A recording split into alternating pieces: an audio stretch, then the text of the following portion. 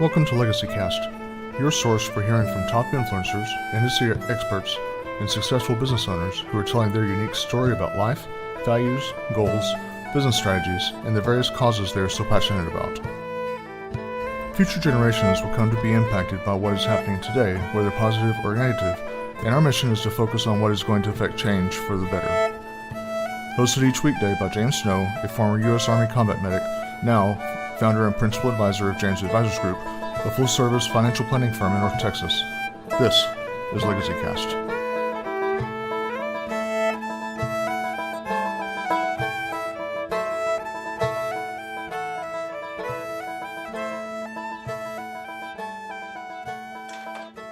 Morning, LegacyCast listeners. This is your host, James Snow, coming to you from North Texas, and I have with me this morning a very cheerful guest, Vik Rajan, or Rajan. Sorry, didn't mean to butcher your name there, my friend. But he has a very interesting business platform, which I'll give him a chance to talk to you about.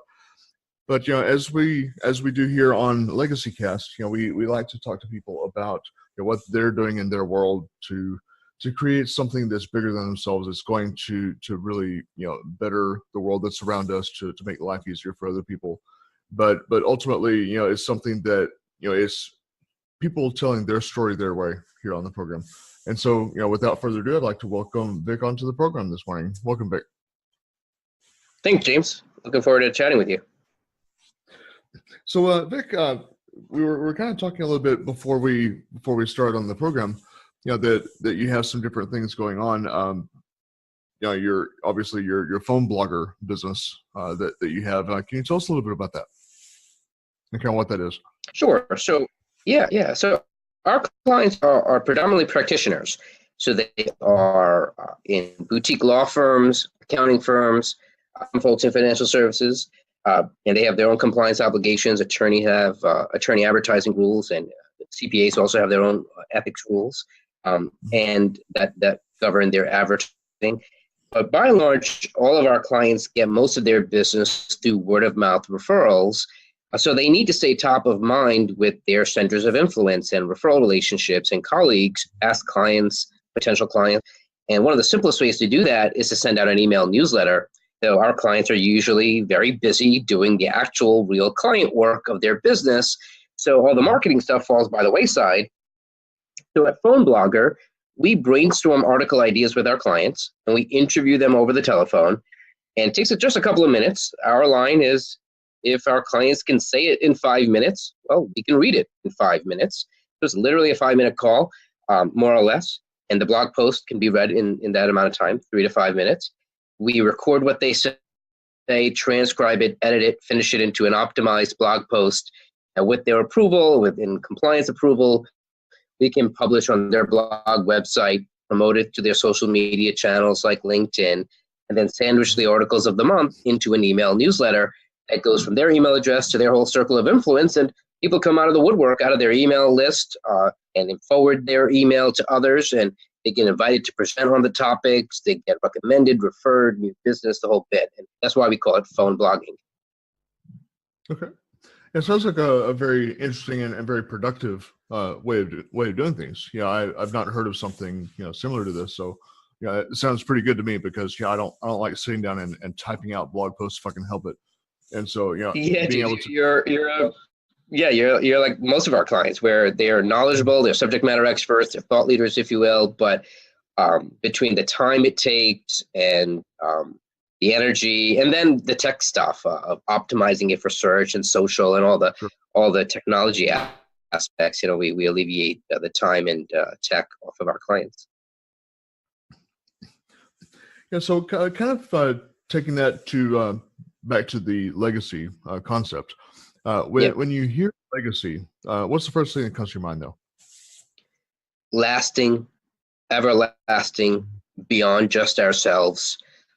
Other guests on your show have said future, and all that stuff I agree with. That it is what we're leaving behind to better others, better not only our children, but other people's children, our whole society. It's what we're leaving behind and what we're going to be remembered for.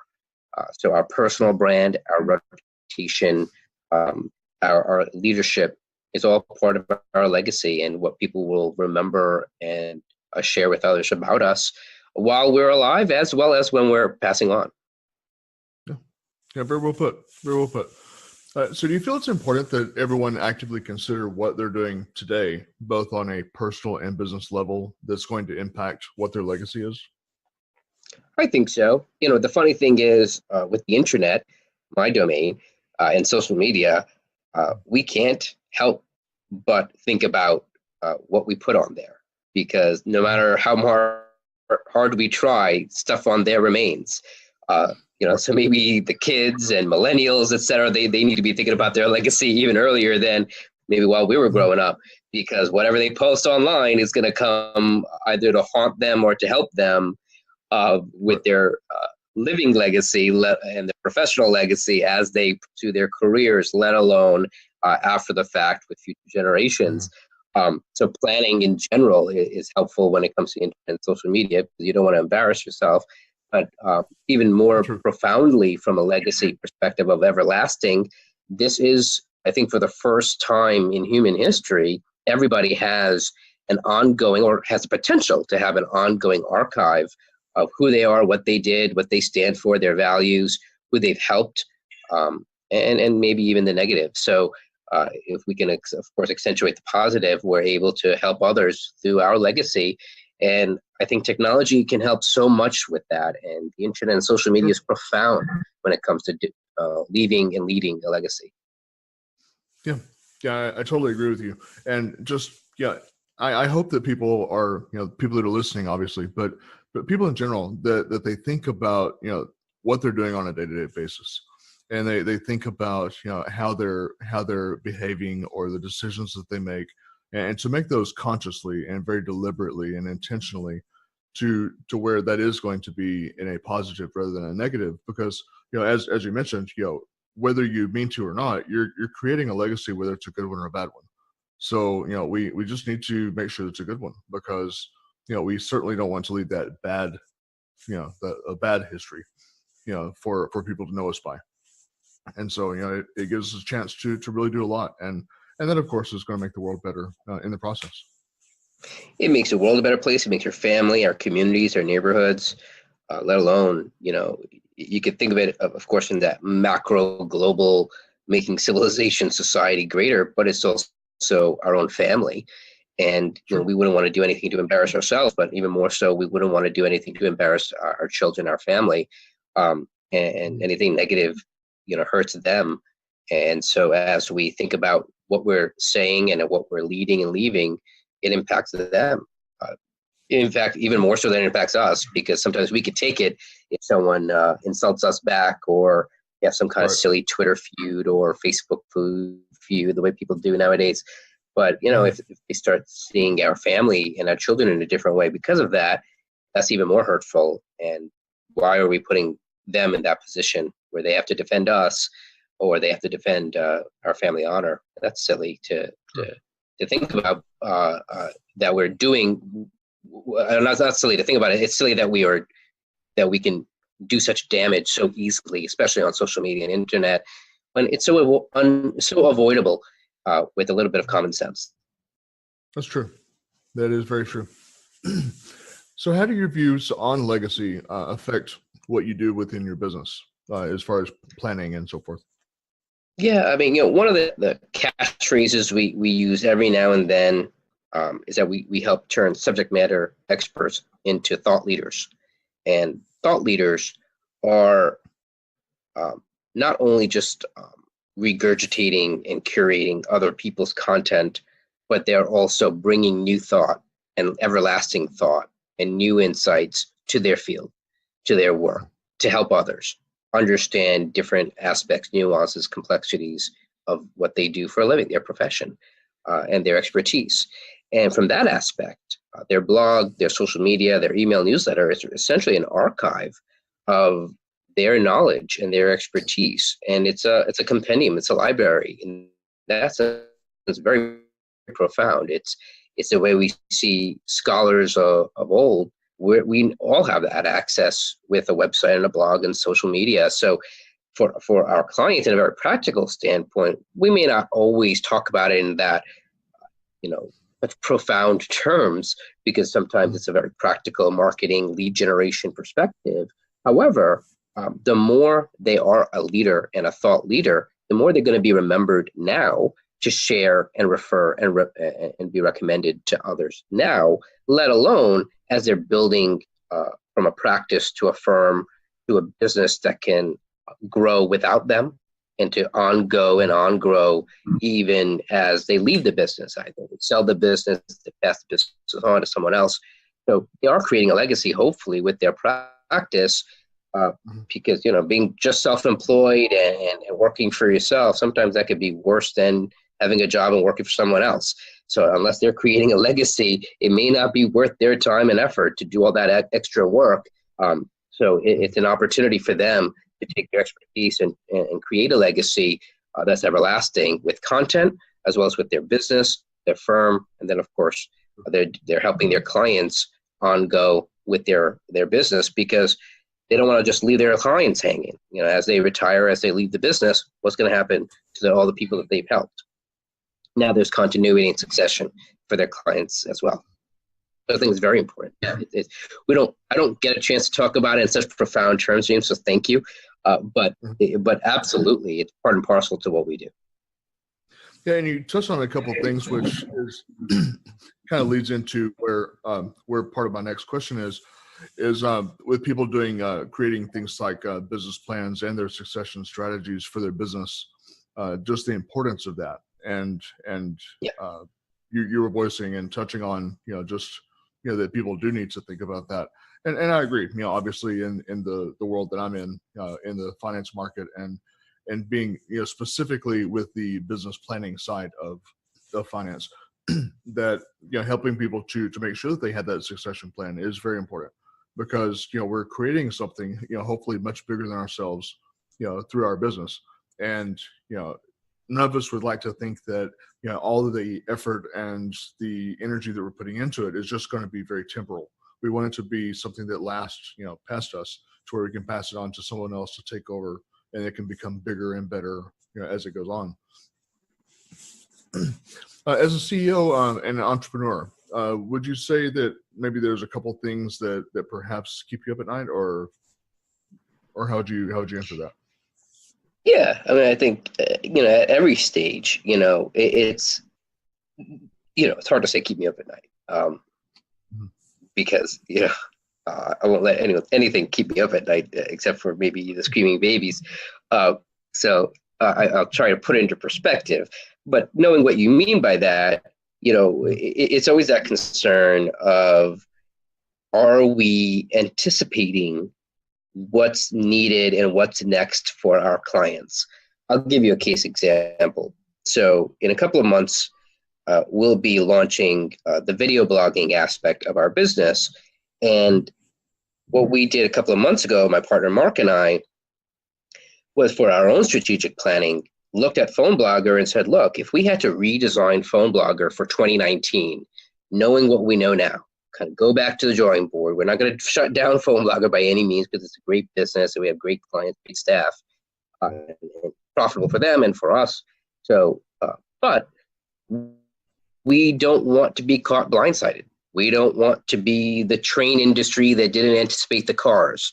We don't want to be the movie business that didn't anticipate TV. We don't want to be Blockbuster that didn't anticipate Netflix.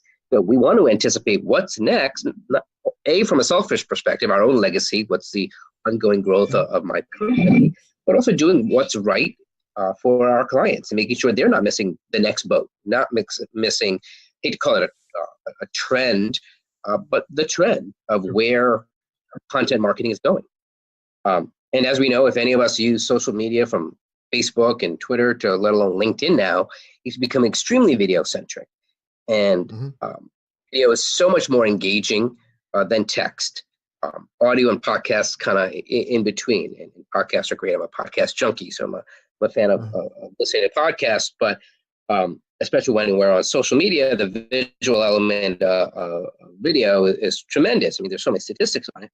We started kind of looking, how can we redesign what we do at PhoneBlogger and make it even better in a video blogging context. So I'm not going to spill the beans of everything we're doing, but it's going to be a very fun model where we're bringing professionals together, because one of the things we realized when we bring our clients, who are all very well experienced professionals, but we flip the switch on a camera, some of them are great, but a lot of them get very nervous and start clamming up and feel this intense pressure, almost unnecessarily, I would say, because they're live all the time. They're talking to clients, prospective clients, colleagues, influencers, sometimes the media. They're talking to them all the time.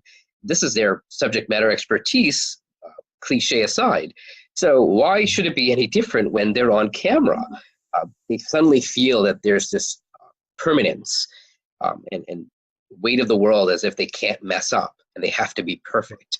And we now know from Facebook Live that there's plenty of shoddiness out there, and they don't have to be shoddy or unprofessional, but they don't have to be nervous, and they can be authentic, and they can be genuine. And if they flub up a word, no big deal.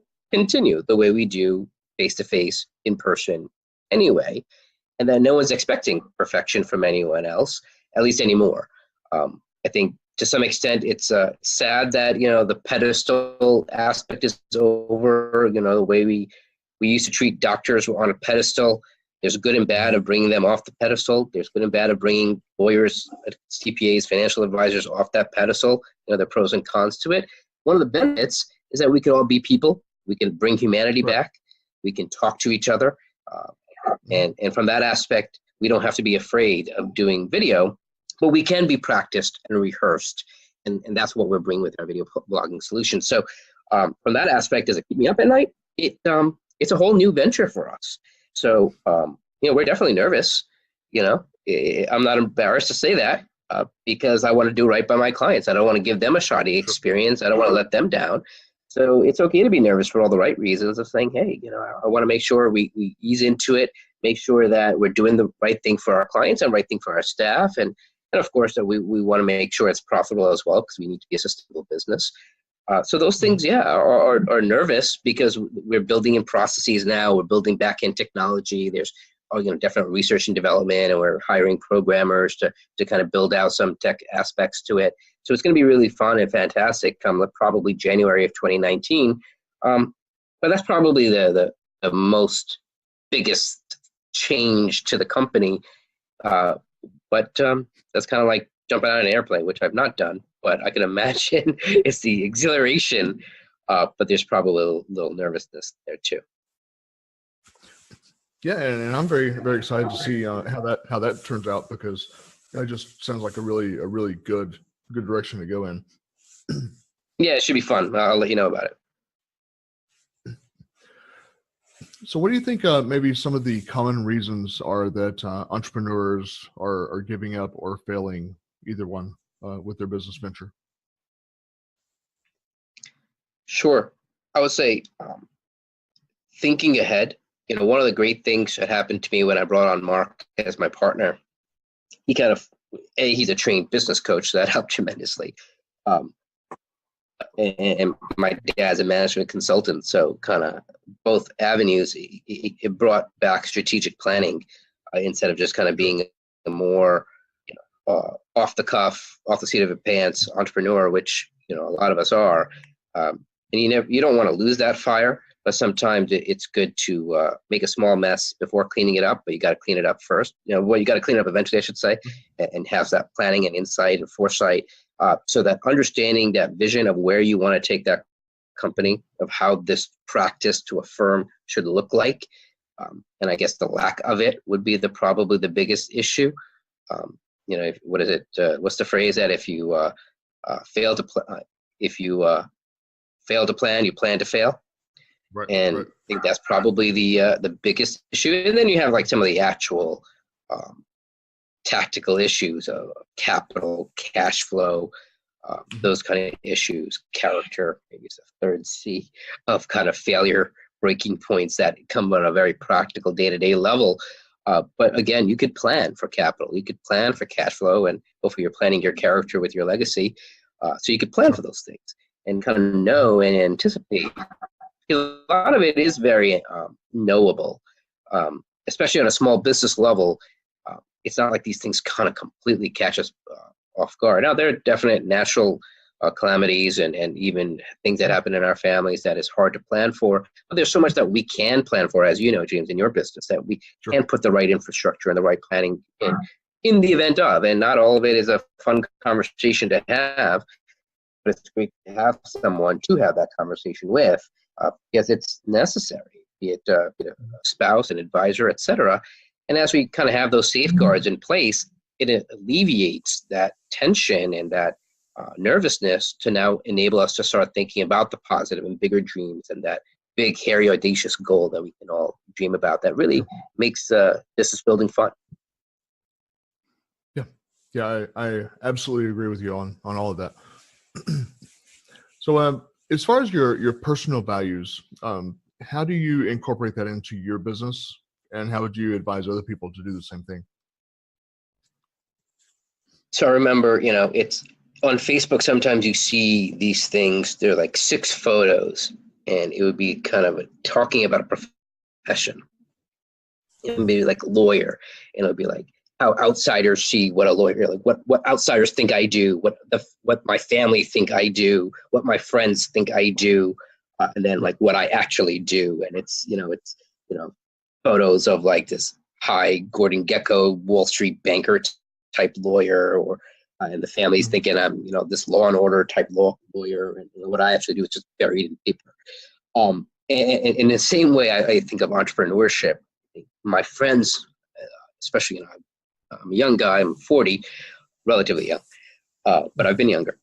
And I remember when I was literally young, my friends would always kind of think of me as an entrepreneur, like I'm all about money, money, money.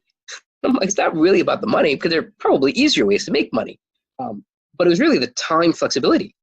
Like you said, look, my time is my life. This is what I'm doing with my life. I got maybe 8 hours of sleep, and the rest of it is mine. Either I give it to someone else and I trade hours for dollars, nothing necessarily wrong with that. But if you have the choice and the ability to get out of that and turn it into something for yourself, do it. And so it took a lot of sacrifice in the beginning. But for me, it was like that was my huge value, was owning my time and having the flexibility of my time. And, of course, our clients, instead of having one boss at a job, our clients become our boss. So we have, hundreds of bosses. But at the same time, we could juggle that. And so my number one value is being able to choose what I do with my time. I remember 15 years ago, literally tomorrow, my mom passed away. And she was in the hospital for nearly a year. And I'm in New York, and because of a double transplant, she was in a hospital in Philadelphia. So my dad and I would drive there just about every day. And it was about a 3-hour drive. And, that obviously took a toll on my business, but at least I had the option of taking the toll on my business versus I can't imagine an employer allowing that. It wouldn't be fair to him or her as an employer, because I'm not doing right by their business. So it wouldn't be fair to them anyway, let alone I want to do it. It's not fair to them, let alone I wouldn't be allowed to do it. And so that enabled me to be bedside with my mom during her final months and days. So that became really important. And now married with children, I'm able to work from home. I love working from home. And part of working from home that I love is having my kids near me. Part of the thing that I don't like the most is having my kids near me when I work, but that's a different issue. But as Devin was growing up, he would be in his playpen, and as long as he was relatively quiet or I could close the door, I could get my work done on the phone. And I have staff that does the real interview with clients, so it's okay for him to be a little noisy. And now I have Rhea, who's just going to be 6 months in a couple of days, and she can now be beside me. And it's a tough struggle. Just last night, my dad was asking, when do you get work done? I'm like, well, Devin goes to daycare during the day, and Rhea is here. So, but it's important to me. And, no insult and no disrespect meant for anyone who's not able to do that, because some people are just not in that position. But I'm just thankful that I am in that position, and thankful really also to my wife, who works outside the home. And so she has odd hours, and sometimes she's able to be home with kids, and it enables me to work outside the home. But it's a personal value for me to have that time flexibility, time freedom, time ownership, and thus redirect my time as needed to things that I really love and care about, like my family, or even going on vacation. It doesn't need to be as profound as creating a legacy with my children, but it's easy for my son to say what my wife does for a living. I'm just starting to teach my kid, he's going to be 3 in January, what daddy does for work. That's, I'm trying to help him understand what business is and what selling is, and that it's a job like anything else, but it's a job that daddy has created for himself. Mm-hmm. Very good. Very good. So what's something maybe earlier in your life that you did not do that you wish you would have done at this point? Is there anything that kind of pops in mind? Yeah. Creating a team of people. It's easy to say staff. Sometimes it's easier for people to think having freelancers, virtual assistants, and make sure you do it legally. But creating that team, I would say, I remember in Star Trek, Captain Picard, sure Captain Kirk as well, but Captain Picard has had his number one, and that's his number one right-hand man. So I love being in partnerships with people. My current partner, Mark, I have another venture where I have 2 other partners, Howard and Michael. I enjoy that because I'm able to immediately gain some leverage. Again, time flexibility, not everything has to be on my shoulders. If I need to take a couple of days off, or I want to take a couple of days off, I can. In the beginning, I was in partnership with my dad. But what I would have done even earlier than I did, which Mark again helped me do, was hire people, bring on staff. They were originally independent contractors, but as we wanted to put in more quality assurance and quality control, as we were treating them as employees, we wanted to be legit, so we hired them as employees. So that's another value, though, to be legit with laws. But bring on a team of people even sooner than you think. If someone else can do what you're doing, someone else should do what you're doing.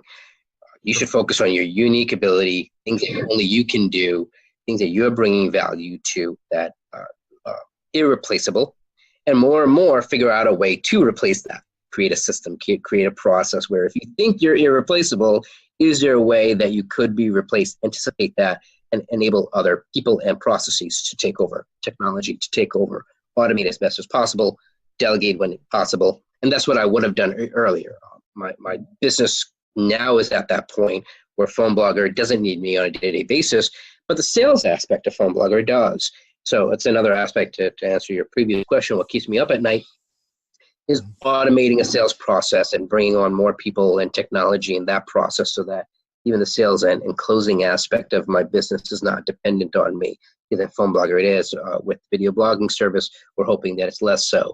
But creating that team and infrastructure also helps enable a legacy for the company where you can X yourself out of that business more and more easier and easily. And that, of course, increases the value of that business in terms of exit strategy, succession, sales, etc. So with not only time, freedom, flexibility, it also helps your clients so that when you're indisposed, you're feeling ill, you're on vacation, you're with family, your clients aren't left in the lurches either, because they have resources to turn to at your company. So it's the right thing to do for your clients. It's the right thing to do for you and your family, let alone generations and legacy. Yep. So when you were starting your business, what were some particular hurdles that you had to overcome in creating it to get it off the ground? We didn't know what we were doing. So that was a huge challenge. So kind of what you said, James, like you've never heard of anyone doing this before. Yeah, no one is doing this. So this concept of it just came to us because it was common sense for us. Our clients didn't have the time to write their own articles. What if we interviewed them and typed up what they say, get their approval, post it on their website? Well, I can see the domino pieces now. But that was a major hurdle that we had to figure out what we were actually doing. In the beginning, we didn't even have a name for it. It was really just a favor we were doing for clients. Make sure they would get their content marketing, as it's called now. Make sure their content marketing is done for their referral marketing. And we had to slowly bring in a process. I remember So part of that hurdle was to make sure everything was organized, because it's so easy to be disorganized. And we are the organization and accountability structure for our clients. So if we miss a piece, it's kind of egg on our face, because that's our job, is to make sure that nothing falls through the cracks on behalf of our clients. So one of the things we have now is called the master checklist, to have when someone onboards with us as a client, we go through a master checklist. And now it's broken up as a Google spreadsheet into multiple parts, and it's actually really well organized. But in the beginning, it was ridiculous. We didn't even have a centralized place to capture all our clients' login information. Basics, log into their blog, their Facebook, their LinkedIn. Where are we keeping their usernames and passwords in a safe, organized, secure place? We didn't have that place. What's that QA process of proofreading an article so that we don't have typos? Simple, silly things, but really important, because that's our service.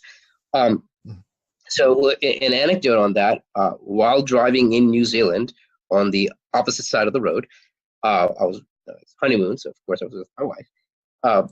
I told her the whole time that I'm like, yeah, I got this master checklist thing that I got to write out, like all these different things that we have to do and bring on a new client. This was many years ago. I said, yeah, when we get on the airplane, it's a long flight to New Zealand. That's what I'm going to do. I'm just going to type it out. Well, between sleeping and the videos that they provide, I didn't do it. So then we're driving to a glacier in New Zealand. My wife's just actually sitting there while I'm driving. On my left side, right? I'm on the right side driving. So she takes out the iPad and she's like, hey, remember that master checklist idea that you've got? Why don't you tell me all the things that you do when a client starts, and I'll write it down. And so essentially I phone blogged, I dictated a master checklist to my wife, my new bride. And she took out the iPad and started typing in. I'm like, all right, well, obviously we need to know their contact information. And what are all the pieces of the contact? Okay, told her all the parts of the contact information, and ongoing and ongoing. And there were like 100 different lines. And now I had it in digital form. I'm like, all right, great. Now you can email it to me and we can massage it when I'm back at work. But that was a huge hurdle, because we were inventing something that never existed before. And the same thing when we're now going into video blogging. We don't like to do things that everyone else does. If we see a void, we want to fill that void. So it's always the fun challenge of creating something that doesn't exist. One of the things that we chatted about even before the call was our new LinkedIn add-on called Inner Circles. And we saw a void there, because when I use LinkedIn, or when I tell my clients how to use LinkedIn, I just tell them keep scrolling and scrolling, and eventually you'll see people that you want to like, comment, and share, because those are the VIP relationships that you want to stay top of mind with, and you want to like, comment, or share what they do. The easiest way to build reciprocation and get them to start liking, commenting, and sharing your posts. So you do it for the right reasons, but there are also ulterior motives. But if you keep scrolling and scrolling on LinkedIn, you'll start realizing that kind of 80-20 rule. Vast majority of the people that you're scrolling, you barely know. They're not your VIP. They're not in your inner circle. Well, shouldn't there be a really neat, easy way to organize your contacts on LinkedIn, where you group them together into these little circles, so that all your clients are in one circle, your referral relationships are in another circle, maybe your media contacts in another circle, if other centers of influence in another circle, and you click that name of that circle, and now you just see them, and you just see their posts, and now you can engage with just their posts and like, comment, and share their posts, and now you've turned into just random scrolling into strategic time. So instead of like half an hour of randomness, it's 5 minutes of focused work. Well, we had to figure out what that really meant, and of course, hire programmers, etc. So it kind of relates to your original question in terms of the stumbling block, was kind of figuring it out as we go along, but it's also kind of having that foresight, insight, planning of what are we actually doing? What value can we really bring to our clients? And now with this new division, new venture, is another stumbling block of how do we really explain it to people that get it and they can really see the fun value and the productive value from video blogging. So that's always kind of perennial challenge for me, is that the stumbling block of what the heck are we doing? So when you were getting started, what compelled you to go in this direction? Or was there like an aha moment that told you wanted to go and create this? Yeah. So, I mean, back in originally I was essentially my dad's right-hand person. He was a management consultant, retired from the phone company. He had worked for AT&T. Then here in New York, it turned into New York Telephone. They broke off, then 9X. And then when Bell Atlantic took over 9X before Verizon, my dad took an early retirement and became a management consultant for small companies. And I essentially turned into his right-hand person, his VP of business development, the person who introduced him to referral relationships. The people who brought him in to clients were basically CPAs and business commercial lawyers. So my job was to network with CPAs and attorneys, introduce them to my dad. Did that for a couple of years. Well, he built his practice. And then I wanted to bring on my own clients. And I said, well, let me give a hand at this consulting stuff. So essentially, I would go to every meeting with my dad. So I'm like, I know how to do this. And so I essentially turned to the people who I introduced to my dad, and they were essentially family friends at that point. So they had seen me grow up from my early 20s to my late 20s. So I turned to them. I said, hey, this is what I'm looking to do. Do you know anyone that would need my help? Any kind of small businesses that would need my help? In that sense, the same way that my dad helps others. And thankfully, a few of them said, hey, Vic, I would love for you to help me. I'm like, oh, okay. And I never realized that there's a cottage industry of practice management advisory for attorneys, the law field, the accounting field, let alone financial services, and that there is a world there that's governed by compliance obligations and codes of ethics and the do's and don'ts when it comes to marketing, but that there is actually a niche cottage industry that I can essentially build my practice into a business with it. And that's kind of how I fell into that world.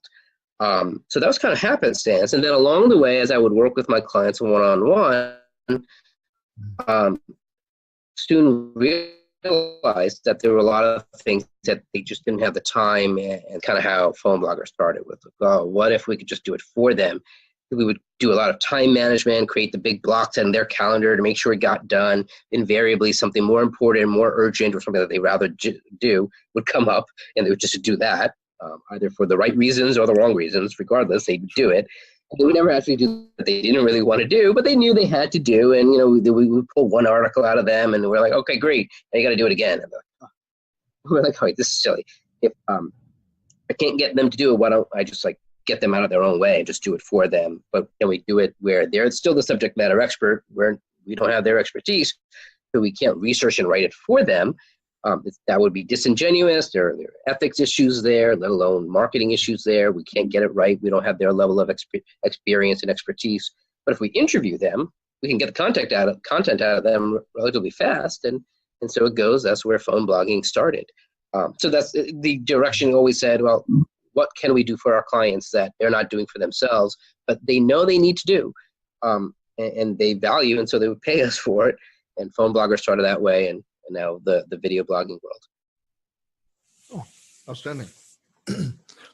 So do you see that there's maybe another profession that's out there that you would want to endeavor into, or do you feel like this is where you need to be?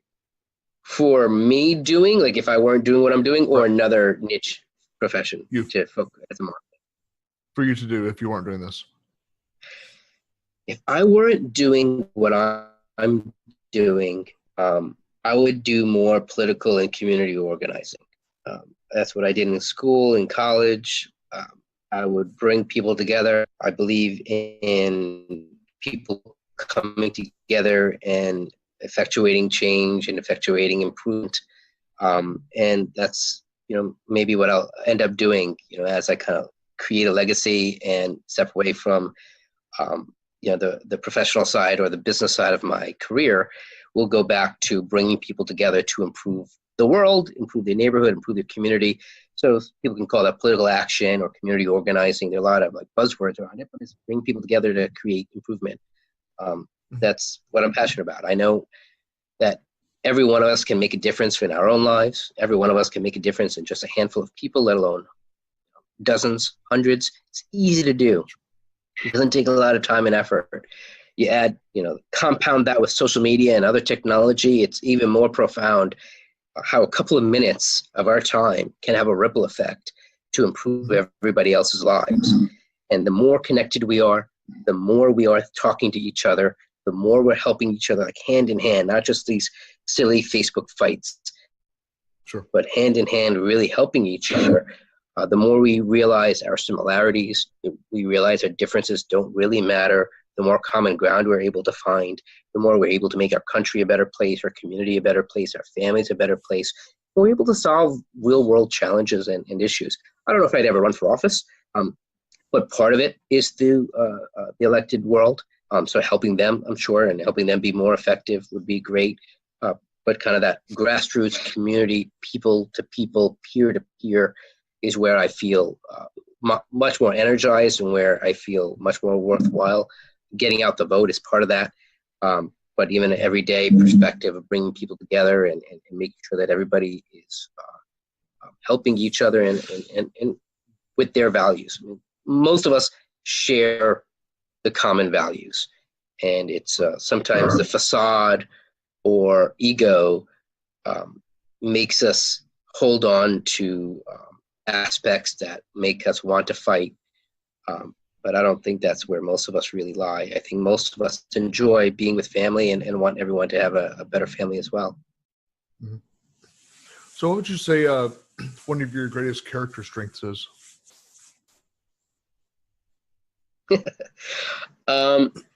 Clever ideas. It's I have to hold myself back from being like the idea of the month guy as the president of the company. I don't want to give my staff way too many. I don't want to be that guy. So I'm very careful with that. I talk to my partner. I talk to my spouse.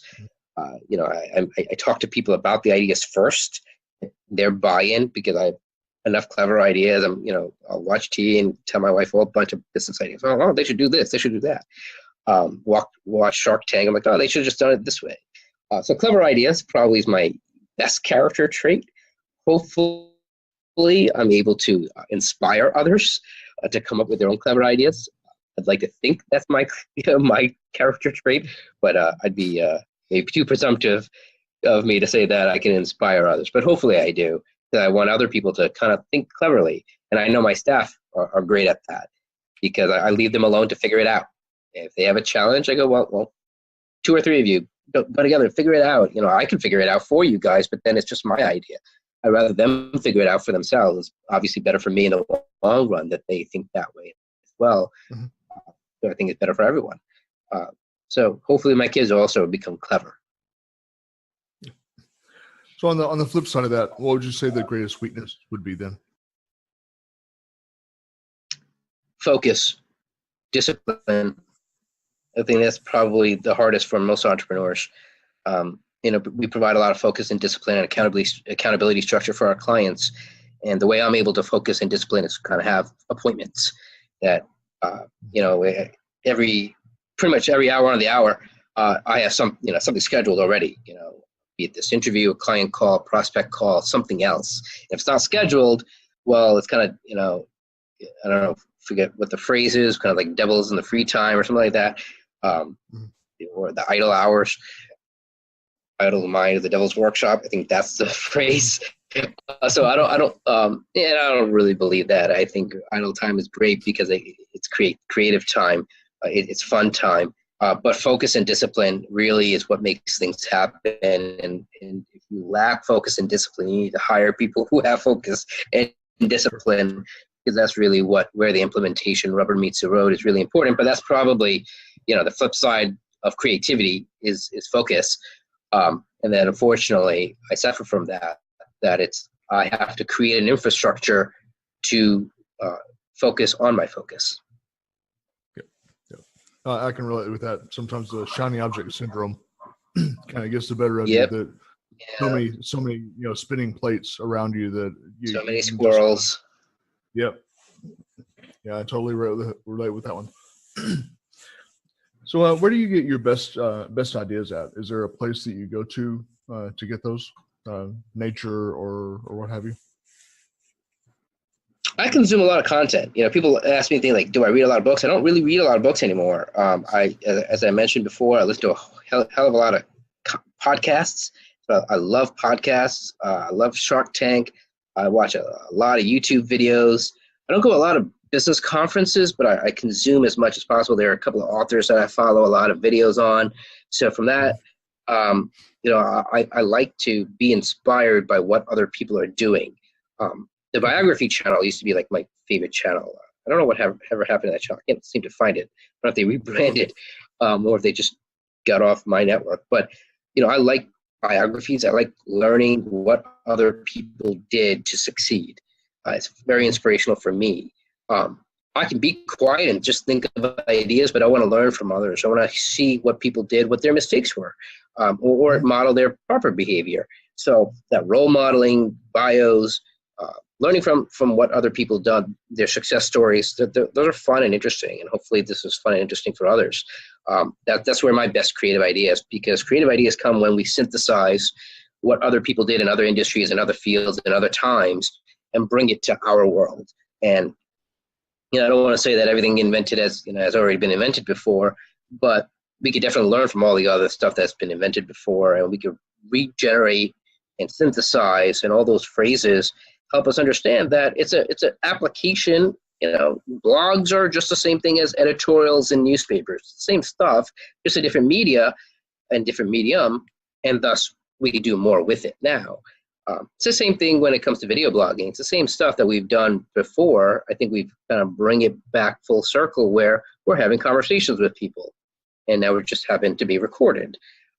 Podcasts, when it comes to audio files, or be it radio in traditional, streaming radio interviews, it's the same stuff, but different media, different medium.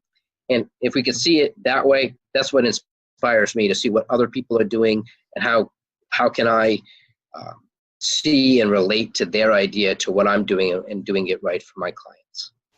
Sure. So if you were to describe your day-to-day experience to someone that is just getting into business, maybe they want to do something similar or parallel to what you're doing, how would you describe your day-to-day? So it's always talking to people, to one extent or another. So I do a lot of networking. I do a lot of presentations. So tomorrow I'll be presenting again at the New York City Bar Association. I present there 2-3 times a year. So a lot of different professional societies that I present at. So I'm a big believer in networking and presentations. I have season 1 of my presenters podcast concluded right before the summer. I hope to begin season 2 come January time period. So I'm a big fan of public speaking and presenting and helping people kind of express themselves that way, because it's obviously very akin to what I do professionally. A public speaker, presenter, a blogger, video blogger, same stuff. So for someone starting out or doing what I do, how I structure my day is making sure that it's planned out as much as possible. And if there is blank time, I kind of carve that time out. And now I'm able to kind of know that that's follow-up time, etc. So everything for me is scheduled, kind of like what I mentioned before. If it's not, sometimes it's purposely not scheduled, but it's kind of like scheduled to be unscheduled. It's kind of like, the back of the books where this page is intentionally left blank. So this part of the day is intentionally left blank so that I don't have to be literally hour to hour. But it's important, I think, to schedule ourselves. You could use a variety of time management techniques. Dan Sullivan has his kind of triad of techniques of having free days, buffer days, and focus days. There are the big blocks method. Covey has his method. There is the Pomodoro technique of time management. There's a get things done, the GTD way of time management.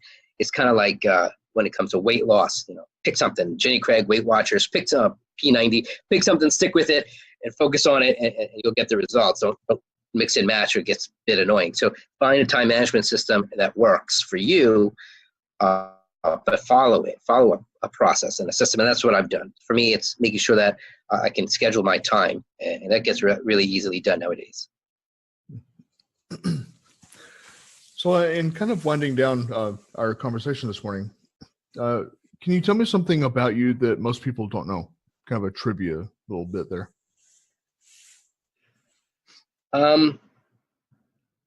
I'm shy. I'm a loner. I'm a wallflower. I'm not a misanthrope. But I don't necessarily need to be around people. I enjoy being alone, and you know what? It's my job to network. It's my job to be gregarious. Given a role, I can be the life of the party.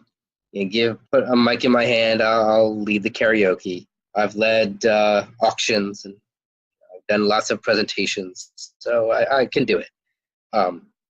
But that's my job. That's the facade. That's the role.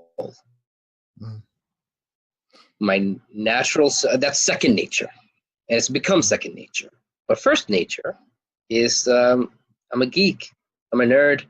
Grew up with just a handful of friends. I only have a handful of friends now. You put me in a room full of strangers. You bring me to a regular social party. I'm hopefully going to find one or two people to talk to.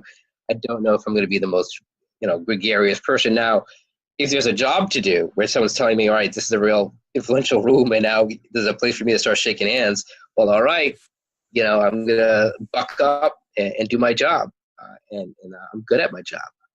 I'm trained at my job. It's a skill. Networking is a skill. People connecting is a skill. But yeah, I don't think most people would think that I'm very shy. And I see that, unfortunately, a lot of that in my kid. My kid's very, very shy. And he doesn't really love interacting with new people, but around people he knows, he's a ham. He's the life of the party. He's ridiculous. And I think he's very much like Daddy. And that gives me hope, because I think that means he could be successful as well, because he can train and learn that, hey, when you're in this situation, you've got a job to do. You can't just be the kid in the corner, because that's weird. So you want to start, and one of the things, find a role, do something, help others, start setting up, start cleaning up, you be the one to pick up the empty plates and cups and put in the trash. Now you've got a job to do. You're the guy doing something, and now you found something to do instead of like awkwardly not knowing what to do. So find a role for yourself, so that you can break out of that. And that's the solution. But I think, to answer your question, I don't think a lot of people would think of that. I'm an introvert. I play an extrovert on TV. I play it well. Yep. Yeah, I can kind of relate with that one as well. Well, Vik, now people are going to want to be able to get a hold of you and need some contact methods. So what's the best way to contact you? Best way is email. I have a line. More people check more email more times a day, more than any other social media combined. I'm that way. So Vik, V-I-K, at PhoneBlogger.net is my email address. Vik at PhoneBlogger.net. That's the easiest way. LinkedIn, you can look me up. Full name, Vikram Rajan. /in/Vikram Rajan. You can get it on the show notes. It's my LinkedIn, second best, easiest way. And of course, PhoneBlogger.net is my web address. You can contact me through that, of course, but got my email address. And ask me any questions. I'm always happy to answer questions about this stuff of blog, social, newsletters, video blogging. Excellent.